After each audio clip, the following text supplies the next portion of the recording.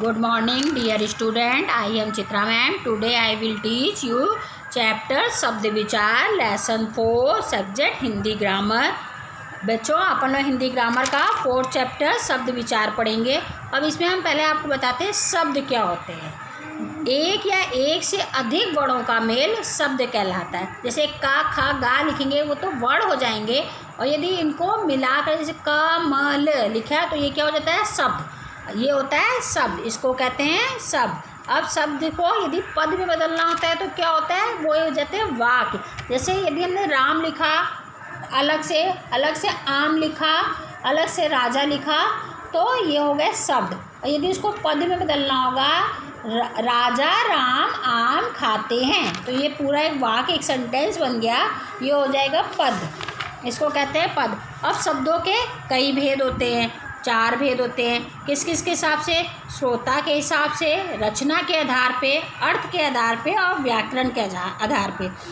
श्रोता के आधार पे क्या होते हैं? तस्यम तद्व, देशस विदेशस और संस्कृत। तस्यम शब्द क्या होते हैं? जो संस्कृत रूप में होते हैं वो तस्यम शब्द होते हैं।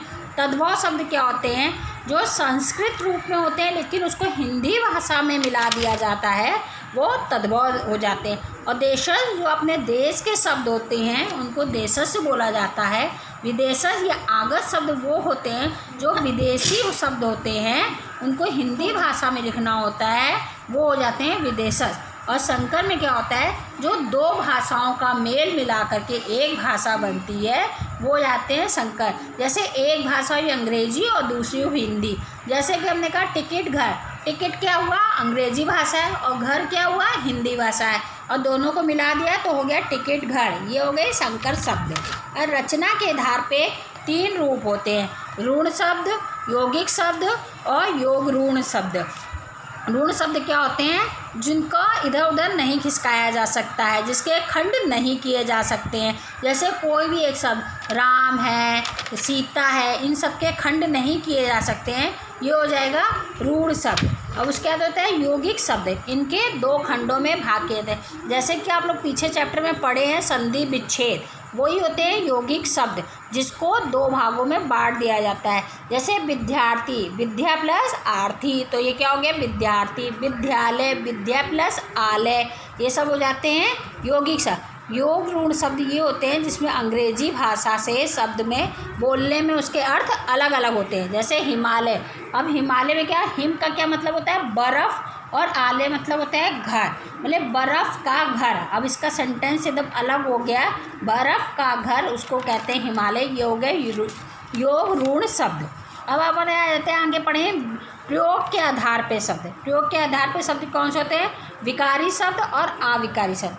विकारी शब्द कौन से होते हैं? जिसके कारण लिंग, वचन और कारक में विकार उत्पन्न होता है, उनको कहते हैं, मतलब परिवर्तन उत्पन्न होता है, जिसके कारण परिवर्तन उत्पन्न होता है, उसको कहते हैं विकारी शब्द। जैसे संज्ञा, सर्वनाम, विशेषण और क्रिया, ये सब होते हैं विकारी शब्द, क्योंकि इसमें शब्द के आधार पर परिवर्तन उत्पन्न होता है। अविकारी शब्द वो होते हैं जिसमें परिवर्तन उत्पन्न नहीं होता है। ये कौन से होते हैं? क्रिया विशेषण, संबंध बोधक, समुच्चय बोधक और विस्मय बोधक। इसमें किसी भी शब्द के आधार पे या किसी भी वाक्य के आधार पे कोई परिवर्तन नहीं आता है, उसको कहते हैं अविकारी शब्द। अर्थ के आधार पे 5 भेद होते हैं। एकार्थी, जैसे कि अनेक शब्दों के लिए एक शब्द। अनेकार्थी, जिसके 2 अर्थ निकलते हैं। समानार्थी या पर्यायवाची, जिसके एक पर्यायवाची आप लोग पढ़े। विपर्यार्थी मतलब विलोम शब्द। और श्रुति समान, मतलब सुनने में एक जैसे और लेकिन अर्थ उनके 2 होते हैं। जैसे कि आ जाता है आपका तट, तट मतलब किनारा भी होता है, और तट मतलब समुदाय भी होता है। इस तरह से होते हैं अर्थ के आधार पर आपके। Thank you everyone.